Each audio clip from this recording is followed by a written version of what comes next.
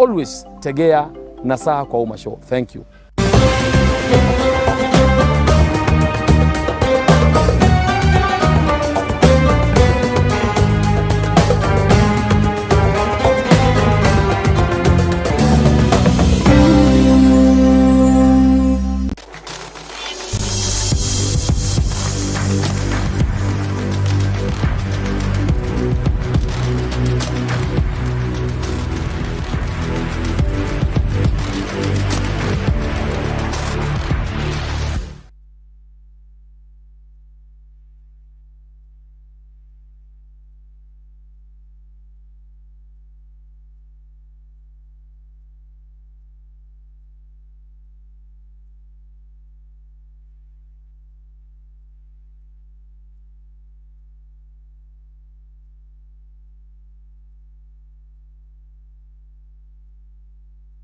Maji wetu wapendwa, assalamu alaikum warahmatullahi ta'ala wabarakatuh. Karibu sana katika show yako Nasaha kwa Umma, mpendwa mtazamaji. Ikiwa leo katika show yako unami ndugu yako Daktari Sheikh Wakili Hassan KINYUA kama host wako, na mpendwa mtazamaji, kwa bahati mzuri tumeweza kutembelewa ni wageni wetu wazuri sana, wageni ambao kwamba tumekuwa nao kwa muda mrefu, na utaweza kuwajua mpendwa mtazamaji katika show kama hii. Tuko na Mr. Christopher Odera. Asante. Karibu sana Mr. Christopher Odera. Ni Executive Director wa OYAWI ama Orphans Youth Women Initiative. Kwa hivyo ukisikia OYAWI unajua ni Orphaned Youth Aged and Women Initiative. Na vile vile mpendwa mtazamaji, tumeweza kutembelewa ni bwana Julius Juma, ambaye kwamba huyu ni Chief Executive Officer wa OYAWI. Thanks. Asante sana mpendwa mtazamaji. Bila shaka tutakuwa tunaangazia masala ya OYAWI, kazi ambayo kwamba inafanya katika kuangazia hao orphans, yani mayatima, youth, vijana, aged, watu ambao kwamba ni wazee and women initiative, yani wanawake. Na hapa I'll go to the first question. Remember dear viewers, we are at liberty to use either English or Swahili. And you know, many times when you hear anyone from Nyanza, many times they say UK, United Kisumu. So when you hear UK, it's not about UK, it's about United Kisumu. So because that's where actually you get good English when you come to Kenya. So my first question will be, what is OYAWI? For example, it's better for someone to understand what is OYAWI. When they hear OYAWI, what is OYAWI? Thank you very much for the opportunity. Now, before I explain what OYAWI is, let me chip in a bit, Daktari. Yes. You know, every society, we have a problem. Yes. Which we see as challenges, because, you know, a problem may not have solution, but challenges will have solutions. That is why the solution is with the people. And as OYAWI, we are here to now drive and bring foster the development in the society. So again, we align ourselves as the organization. We align ourselves with the UN Sustainable Development Goals. Okay. Yes, one of the goals is no poverty. When you look at our vision, you realize that we need to have a sustainable and self-reliance community where we take care of the vulnerable groups in our society. Yes. Then we have good health and wellness. Those are goals of the UN SDGs.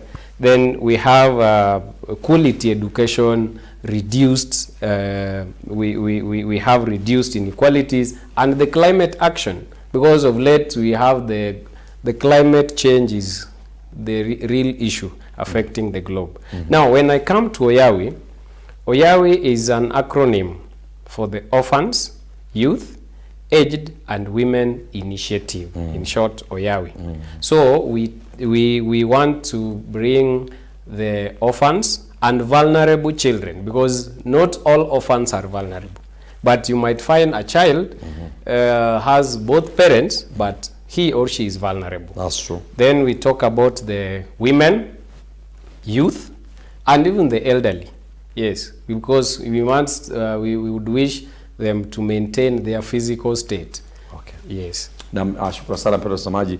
Nafikiri umeweza kumwelewa ndugu anaposema kwa kuwa malengo yao yanapelekana na yale mikakati ya maendeleo yenye kuendelea na yenye kuhifadhika, yani sustainable goals, ambao baadhi yake ni kupatikana elimu kwa kila mmoja duniani, kuondoka ufukara ulimwenguni, kupatikana mazingira mazuri na mengineo. Na sasa nitakuuliza just in English, but unaweza jibu kwa Kiswahili. Ni nini jukumu la OYAWI kama organization katika kuendeleza maendeleo na kubadilisha tabia za watu? Which I can put in English as asking you, what is the role of OYAWI as a local organization in propelling development and behavior change in our country? Now, as OYAWI, we'll first of all identify the vulnerable groups in our community. After identifying them, for example, if I start with the women, we shall train them on the life skills. We shall train them on the business skills.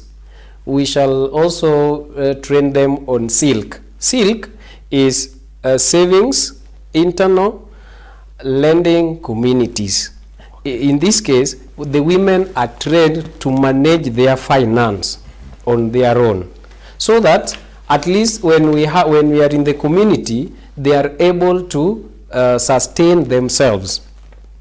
Because nowadays it is difficult for the women. In the African culture, it will be difficult for women to secure, get title deed for them to secure loan. So silk will help them now manage their funds, manage the finance. They save and they borrow amongst themselves. Yes. The question I'll be happy to ask is this. Yeah. Because you are saying that you try to align your objectives with the SDGs. Yes. And amongst them, let us look at no poverty, good health and wellness, quality education or education for all. Yeah. That's what actually they sometimes used to say. Yes. And then decent work and economic growth, and also the issue of reduced inequalities and climate action. Yes. Can you try to tell Kenyans, can you tell viewers globally, what have you achieved out of this?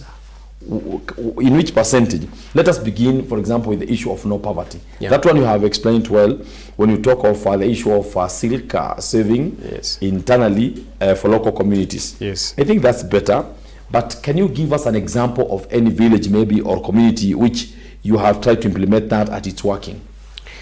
Yes. Now, when we tried this in Homa Bay, as I mentioned, we operate mostly in the Kenyan counties. So silk is doing well in Homa Bay. Okay. Yes, it is doing very well in Homa Bay, where we have women, and these women, and so nowadays even the men, we incorporate, so that they come together in groups of less than 25. Every group we call them saving groups. Okay. So as a saving group have at least 25 members. That's good. So these people they meet on a weekly basis, so that they can save and at the same time borrow, and these finances are managed amongst themselves. Thank you. Another thing now, we are talking about training the women. We are in the process of signing the MOU with the institutions that offers the technical trainings to the women, because already we have registered these women. We have we maintain a record of the women. Okay. So we sign MOU with the institutions, because as OYAWI, we don't have an institution. Okay. So we have to collaborate with the institutions which offer these technical skills to these people, so that they are able now to start their business. And then after the training, because after the training we shall give them the grants. to start their business. Why do you talk of technical skills? Tell us some of the courses which you refer to them as technical skills. There is bakery. Yes. We have the weaving. Yes. There is tailoring. Yes. There is tailoring. ICT. Yes. The saloon. Yes. Okay. Yeah, because some of them dropped out of the school, so they did most of them do not have the KCSE certificate, so they need even carpentry. Okay. Yes, we train the youths on the car wash. Yes. Thank you so much, brother. We are coming to you, Mr. Ogwang, and I realize that you have worked very well in the TVETA field, TVETA field.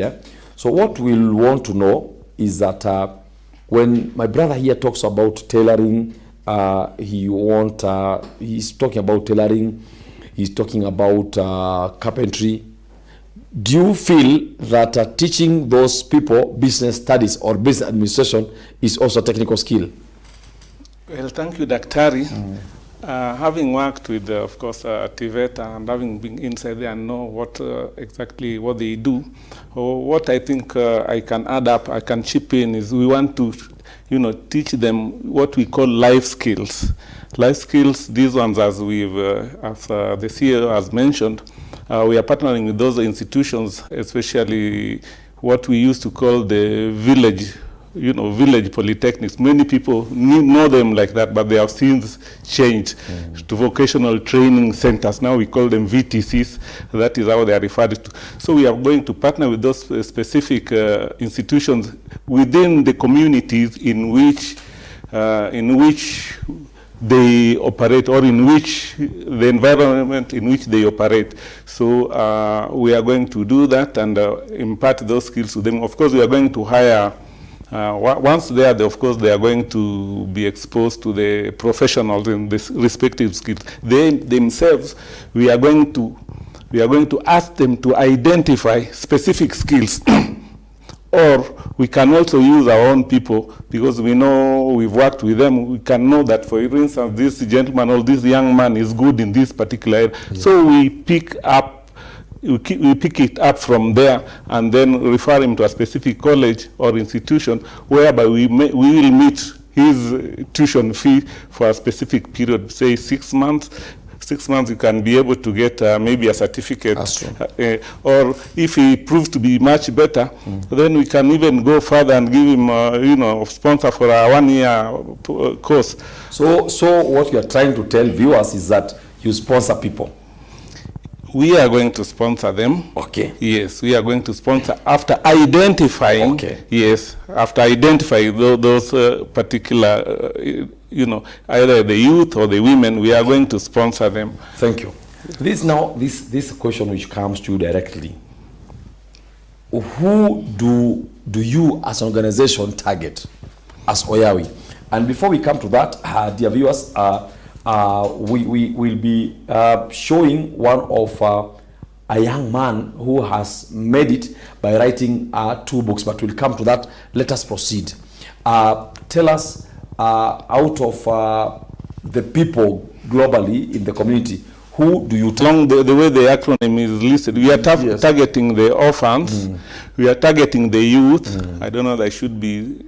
Let me just finish. We are targeting the orphans, the youth, the aged, the women. Those are our people. And of course, we are going to work with other like-minded institutions like, partners. Okay. We want to target, the homes for the aged, for where we can, refer these elderly senior citizens where they can be taken care of. And we are going to we'll not leave it there, but we are also going to follow up on how they are, how they get along in those institutions by, for instance, left early, you realize our society now is such that we now going the Europe way, where the elderly, we tend to refer our senior citizens or our parents to the age. That is not, that is a very recent development in the African community. Yes. It was not like that. So we are going to pursue that. Yes. And where have you placed men? Men, we have, as I've mentioned, men, you know, we have talked of the aged person is not very vulnerable. We've mentioned, the CEO mentioned the vulnerable. So men are supposed to be steering the youth, the women. Also men, they can also come forward and register with us, as we shall provide the details later on at the end of the show. Thank you. People to work with. Is there criteria? Yes, we use the community structures, the existing community structures in place. And one of the people we use to identify these vulnerable groups, we have the community leaders. We have the Nyumba Kumi initiative. Then we have the local administration, that is the chief, assistant chief. Okay. Then we have the religious leaders. Because we have, when you come to us, we'll give you a form. Yeah? Then you go and fill that form. The form must be either taken to the chief, and then it will be taken to the place of worship to be signed. Okay. Then we send our social work. Yeah. So we make sure that we actually identify the vulnerability in the people we work with. So we use these people. Actually, there's, you know, in the office, I see it sometimes, and even here at the media, there are many people. You to that woman, and you go and see how you can assist. Yes. Because she has been pursuing this matter for quite a long time. Yes. And there are many. The issue of your pillars. I understand all organizations have pillars. Yes. But before we come to the issue of pillar, what drove you to? That question, it was the people's need which drove this initiative. Because we live in a community where people are vulnerable. You walk, you meet a child, anasema leo hatuna chakula, leo hatuna nini, mama ni mgonjwa, some of those things. Yes. Like especially when corona was first announced in this country.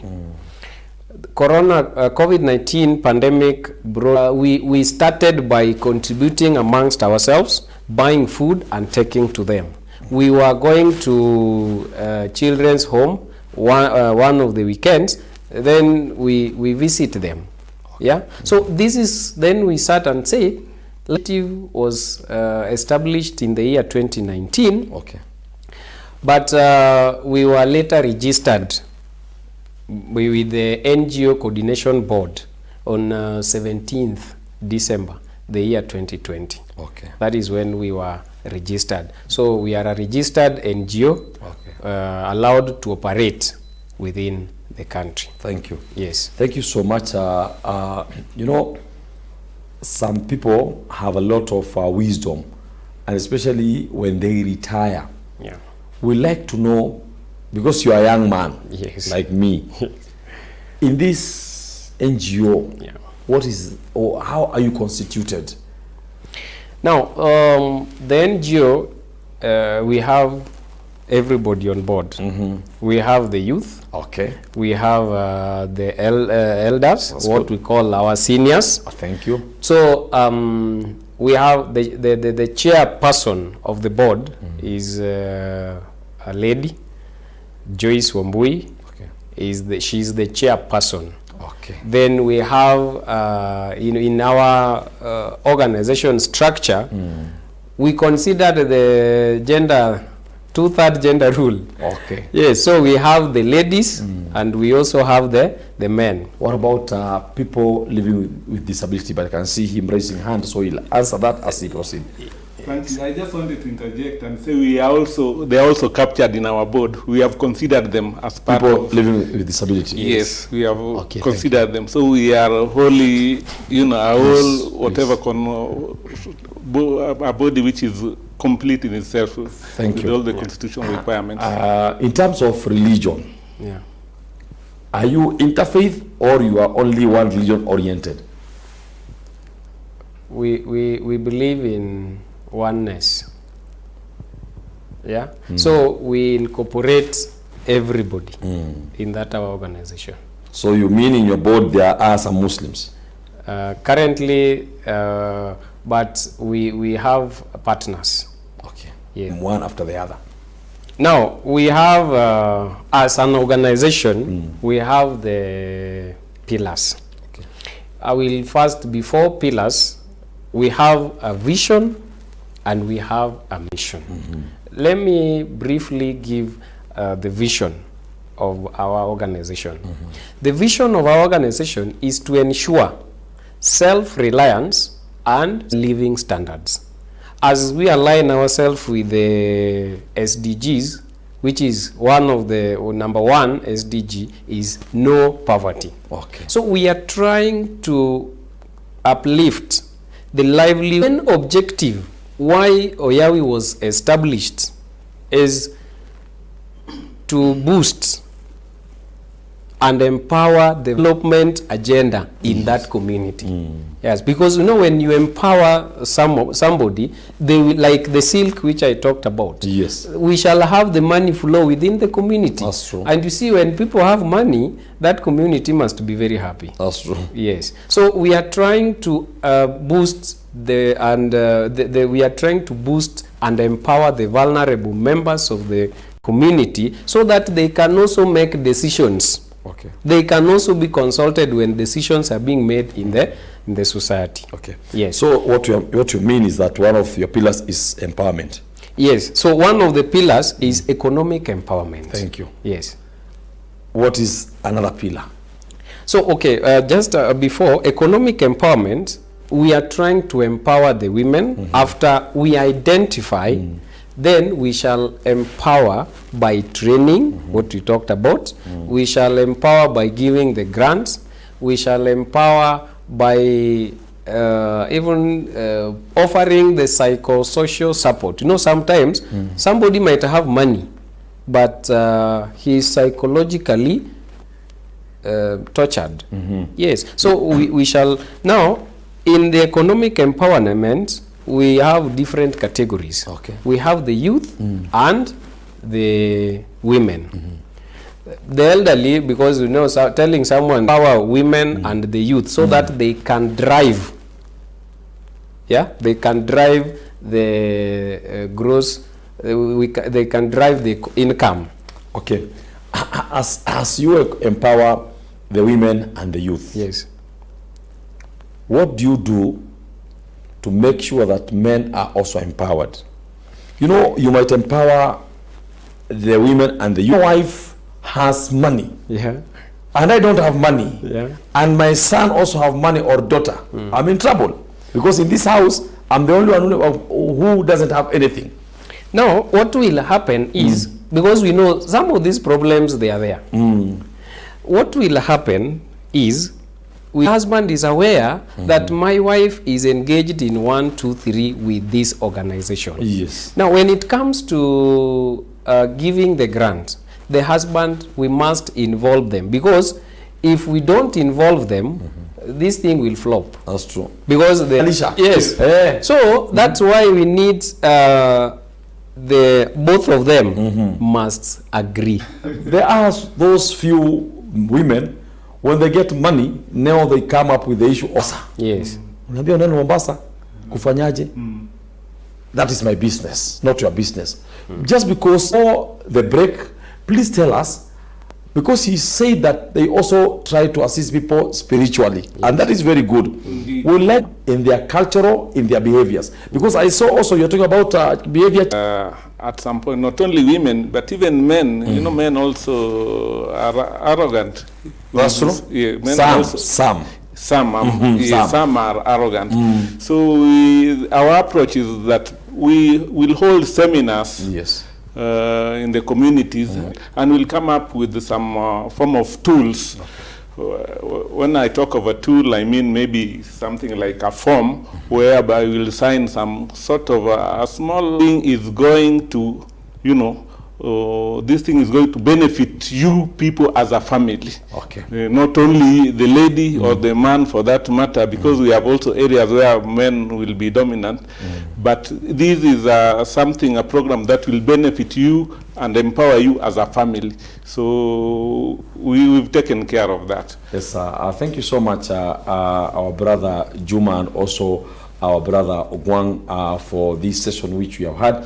Na kwako mpendwa mtazamaji, tukushukuru sana kwa kuweza kutazama na kutufuatilia, kwa sababu tunazungumzia oyawi, watu ambao kwamba wanaangazia mambo ya mayatima, orphans, Y for youth, alafu A for the aged, yani watu ambao kama wamepata utu uzima, na W mambo ya wana. Katika mapumziko kama haya ni wakati wako kutafakari na vile vile kuweza kuchukua kalamu na karatasi kuandika mawili matatu na kujipanga kutupigia simu, sababu tukitoka tukirudi hapa tunakuja kuchukua simu zako, lakini tutaanza na wageni. Na tunakumbusha pia mtazamaji, tuko live katika Facebook ya Hassan Omari na vile vile Facebook ya Dr. Hassan KINYUA Omari. Kwa hivyo kama unataka kutufuatilia katika mitandao ya Facebook, basi jua tuko katika mitandao. Tunaenda mapumziko, usibanduke sababu tukirudi hapa ndio kuna mengi mema zaidi. Asante.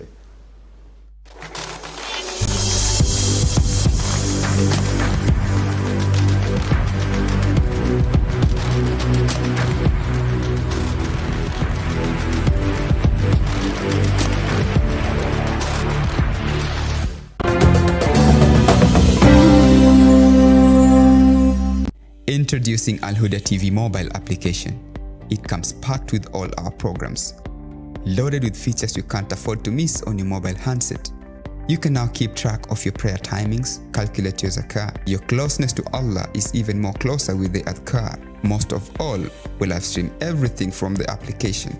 Go to Google Play Store to install and get the full benefit of Huda mobile with you everywhere you go.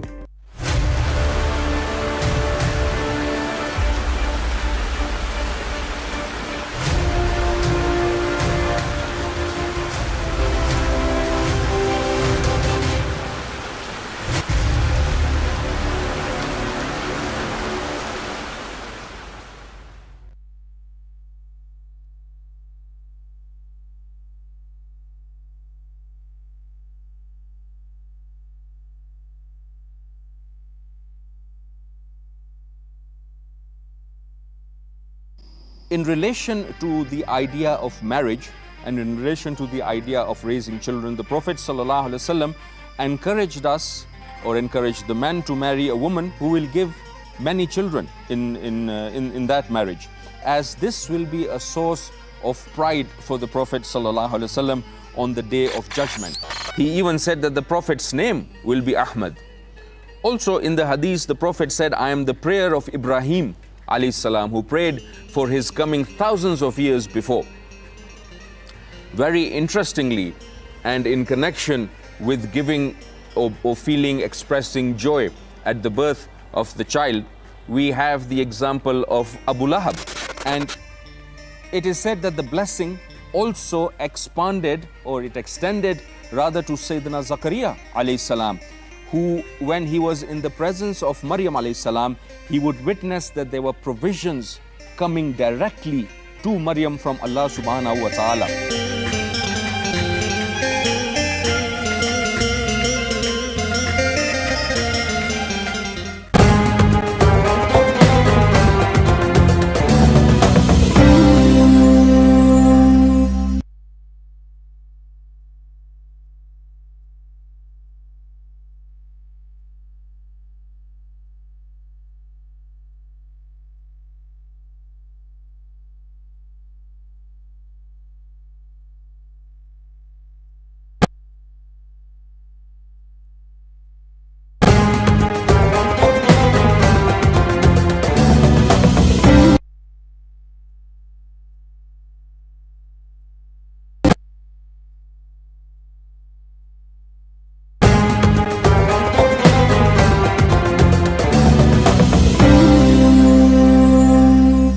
Sabalher, mpenzi mtazamaji wa Huda TV. Wenye kunena wamenena, siku njema huonekana asubuhi, na kila asubuhi hapa ndani ya Huda TV tuna utamu ambao tunakuandalia. Mnawahamasisha watu wengi. Mandhari tumekuandalia na mazuri tunakupakulia kila asubuhi, Jumatatu hadi Alhamisi, na kuwaeleza umuhimu wa kuwa mzuri katika maisha. Afya ni neema kubwa kutoka kwake Mwenyezi Mungu, na afya ndio utajiri mkubwa kwetu sote. Hivyo basi ungana nami kila Jumanne ili upate fursa ya kufahamu mengi kuhusu afya njema, na kama ujuavyo you are what you eat, sitakosa kukufahamisha mengi kuhusu lishe bora. Safi kabisa, wale wa fitness hatuwawachi nyuma. Kila siku ya Jumanne ungana nami papa hapa Al-Huda TV kukuletea mazoezi kwa pale pale nyumbani kwako. Mwanamke ndo uti wa mgongo katika jamii, na mwanamke mmoja akifaulu basi jamii nzima imefaulu. Ndiyo maana kila Jumatano nitawajibika kukuwezesha wewe. Hivyo basi kwa pamoja tuwezeshane. Na kila siku ya Alhamisi ungana nami katika dini na maadili, tutakuletea mashehe tofauti tofauti. Vipi Samira? Hapo baadaye tutaingia jikoni kukuletea mapishi kila siku ya Alhamisi kuanzia saa 3 mpaka saa 4 hapa ndani ya Al-Huda TV. Ungana nao timu kubwa: Madina Eid, Ali Salim, Shuaib Ali, Samira Galoro na Nuru Said. Al-Huda TV, mwongozo kwa umma.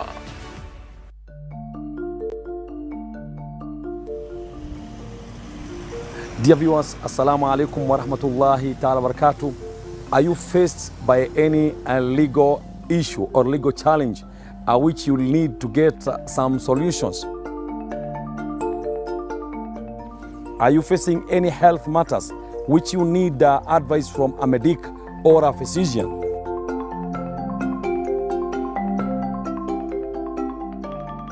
Are you a youth faced by youth challenges, or you are a parent who is challenged by the youth at your home?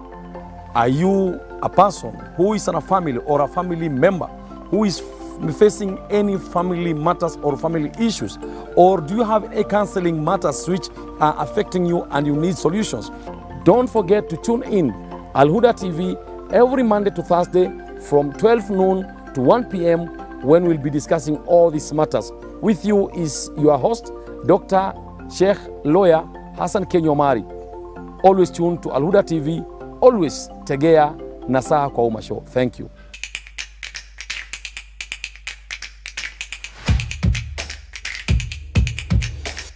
Ni ishara tosha ya kuweza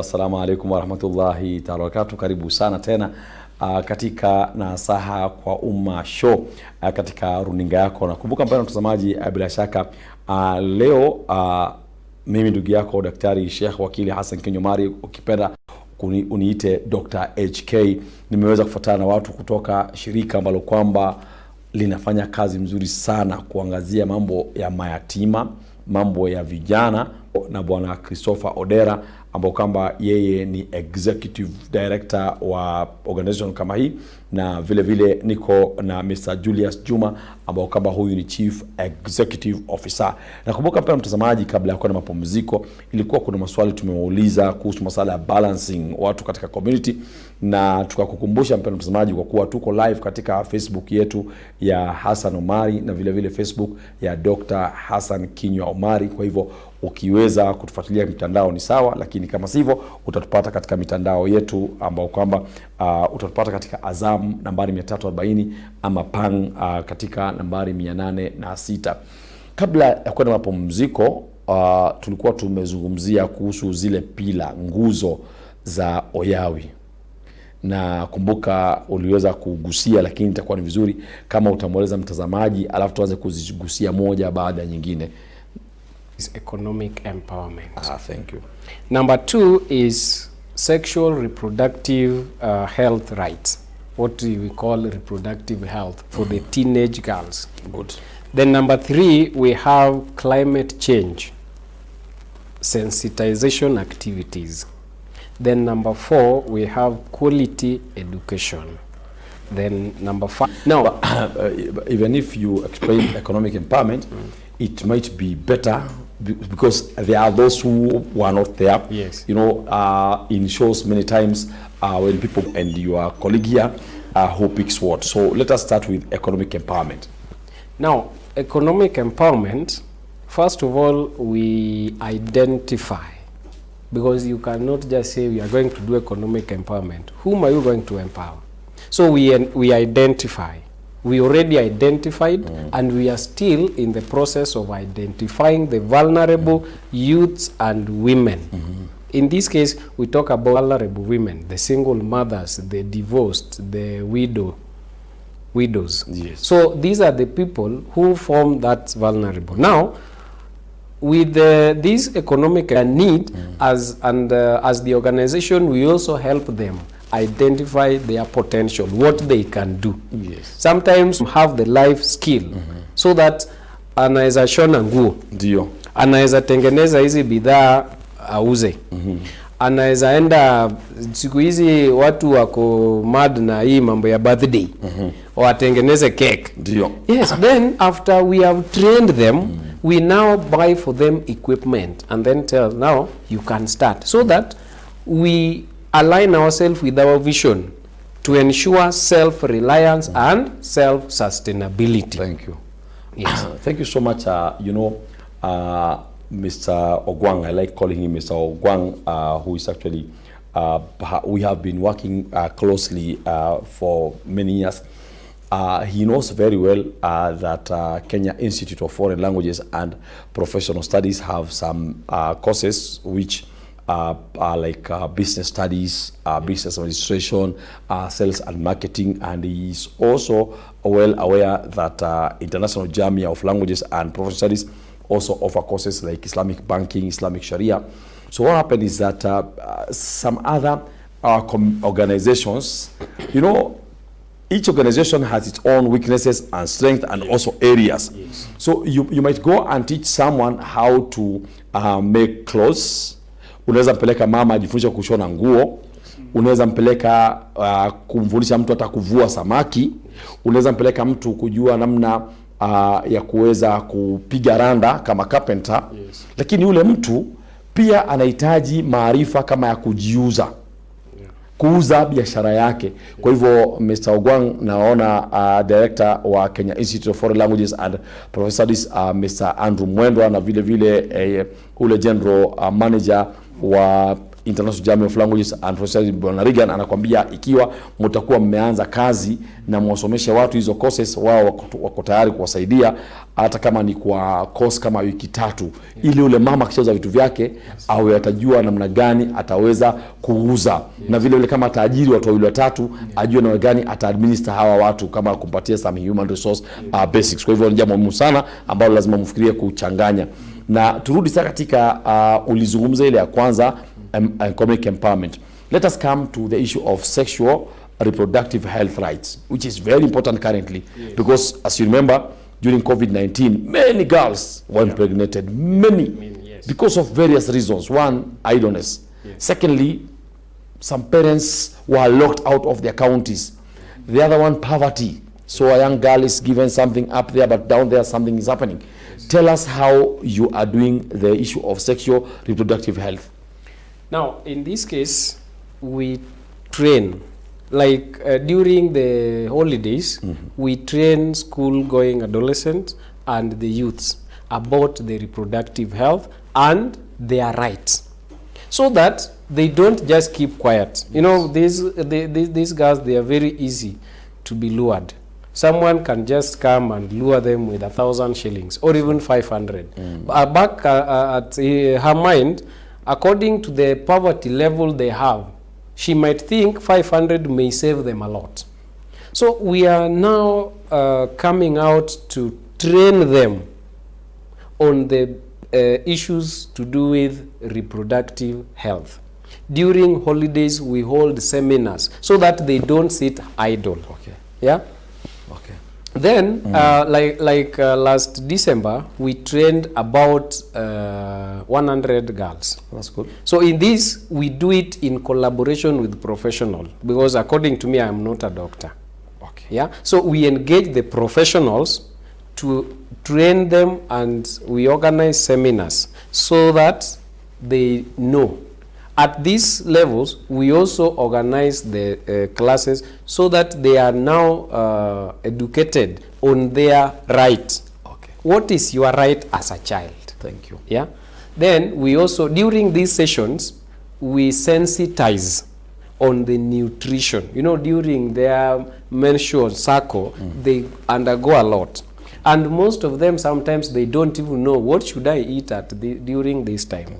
Yes, and as we do this, we also provide the sanitary towel. You know, some of them don't have even sanitary. And we even, we are thinking of, even when we give the sanitary, some of them, they don't even have the pants, because the sanitary must be. That's true. Yeah, so we shall, in collaboration with the ladies that we have in our organization and the professionals, we'll think of giving them the pads alongside. Okay. Because, you know, sometimes you might give a girl like a class 4 and they don't even have. Some of these the vulnerable people that we talk about, they undergo a lot.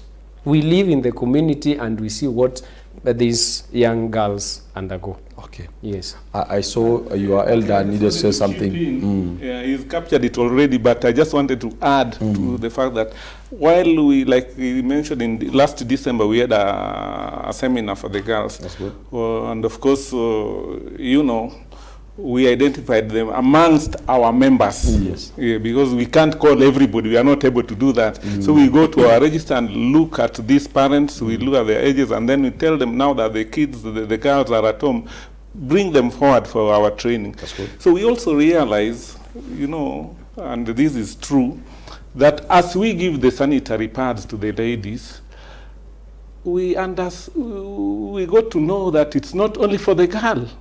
When they go out there with the pads, they apparently again go and share with their sisters, sometimes even with their mom. This is a reality here, Daktari, I'm telling you. So we are also going to appeal for people, because if we give only maybe a packet which contains, I don't know, 5 or so, so we want to give more, so that once they go there, because we don't know, once he takes it away, it is up to her to go to see whom to share with. But if he is on her own, if she's on her own, then be it, that is good enough. But we are sensitizing them from the age of about 14 to 18. We call them for the seminar. And not only that, we realize that even some ladies up to the age of even 22, you know, these are still girls in college, and they are not able to afford even those sanitary towels. Okay. Yeah. So I think you may continue from there. Yes, thank you so much. And it's very unfortunate to know that even at this age, at this era, at this time, there are girls even up to age 22 who might not afford the sanitary pads and sometimes even the inner clothes. It's very unfortunate. I think the government should do something, and everyone in the community should do something. We come actually to the issue of climate change, because you also talked of climate change being one of your pillars. Yes. Climate change sensitive activities. Yes. Please tell us what you do in this pillar. Now, here, it is important for our people to know. So what we do is sensitize. Okay. We do sensitization so that the community members should know that if I do this one will interfere with our environment. Yes. If I do this one can help the environment. So we need to sensitize, because our people sometimes they feel I don't know whether it is ignorance or what, but I may not call it ignorance, because you know, when you do something that you know, that is not ignorance, isn't it? Yes. So the first thing that we do is we do sensitization. Okay. Then as we are doing this, then we do tree planting. Okay. So that we work with the 2030, the vision of 2030. Yes. That, and again the global environmental change issues, that we at least we need to have 10% forest cover. Okay. So like now we already have a project that we are going to roll out. In the next 3 years, we would wish to plant at least 6,000 tree seedlings. And not only tree seedlings, we are going to look at fruit tree seedlings. Thank you. So that as we are doing this, the people can also get the fruits. The fruits can be sold. At the same time, we get we solve problems of nutritional imbalance. Thank you. Yeah. So we are going to do alongside these other indigenous and exotic trees, we are also going to do the fruity trees. So as we now give, like this project, we shall roll it out in March. As we give you, maybe let's take for example Gravelia. We also give you 10 mango. Yeah, we give you the oranges. Yeah, paipai, banana. So that at least as we are trying to respond to the climate change, we also respond to the economic aspect. Thank you. Thank you so much actually for this creativity. Ogwang, because amongst us, I think you are an elder.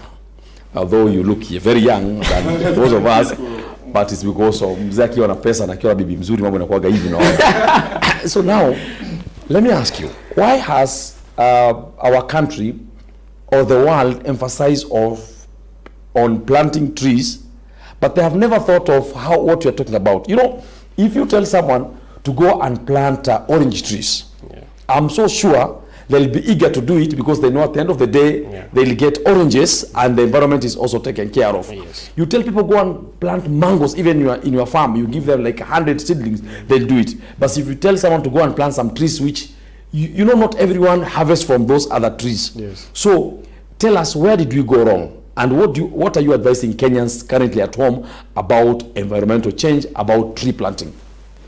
Thank you, Doctor. I think environmental change, this is what is in the lips of everybody in the world, environmental management, isn't it?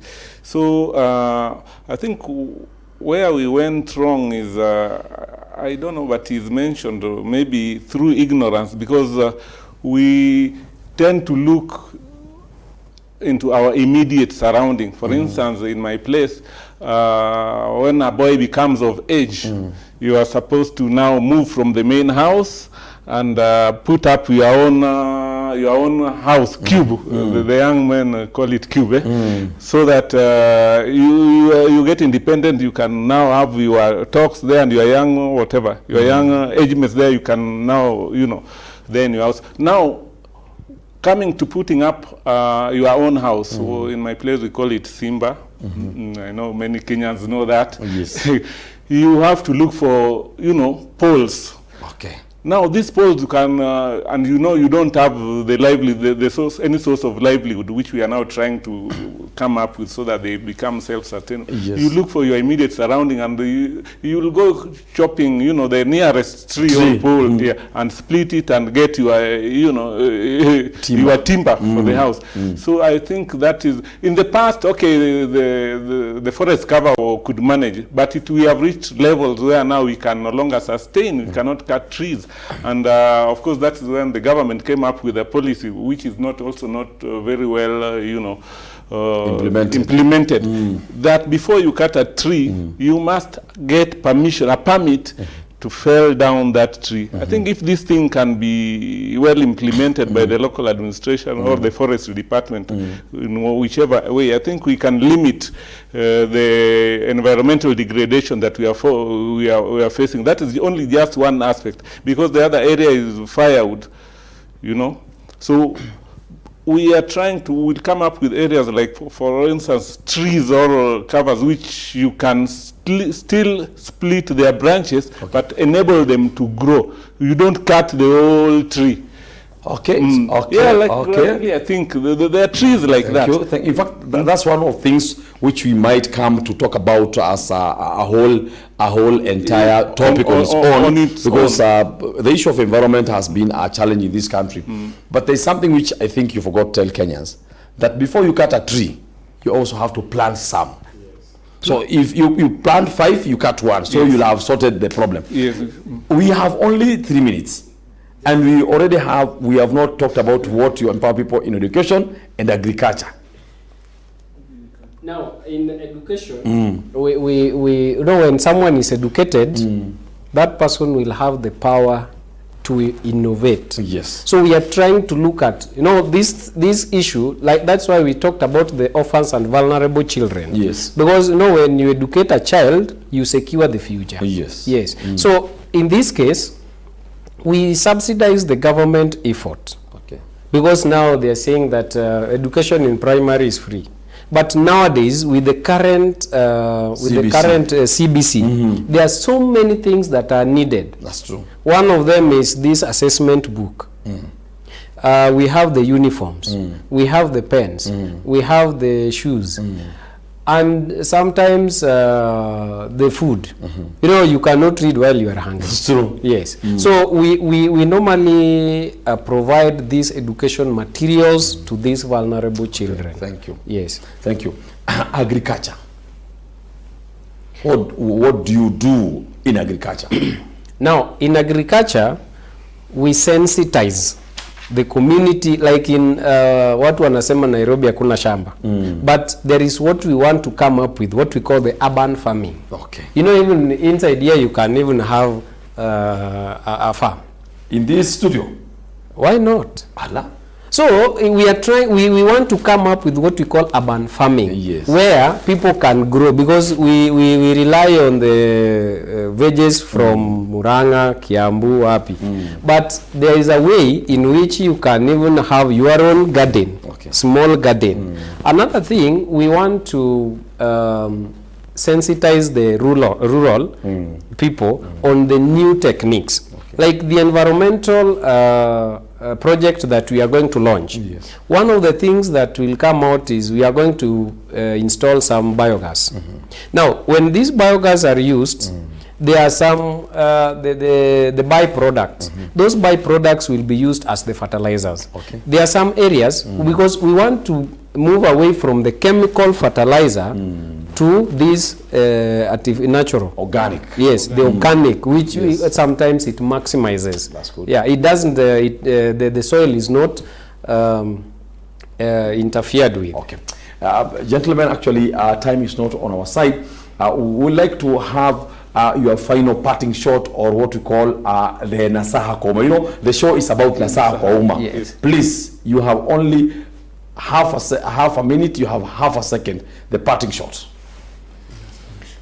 Now, in this case, first of all, we are very much grateful for the Al Huda TV for giving us this opportunity.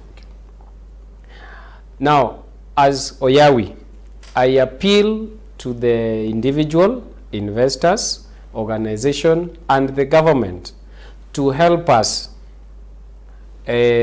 foster our pillars so that we can reach more people. Do you have a website where someone can go and visit the website? Yes. You can reach us through our email, info@oyawi.org. That's easy. Or about website? Website, we have www.oyawi.org.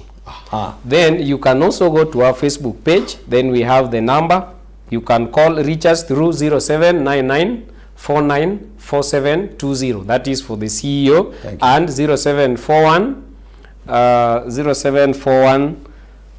366 543. That is the number for the organization. Thank you so much, our guests from Oyawi. Thank you so much, our viewers from all over the world. We actually thank you and congratulate you for being part of people who watch NASAHA kwa Umma. Remember, NASAHA kwa Umma comes to you every Monday to Thursday from 12 noon to 1 p.m. And always, when you listen to anything in this show, please go and implement it. May God bless you. Tukutane kesho wakati na saa kama hii, na usibanduke kwenye Huda TV, mengi yanakuja. Shukrani sana.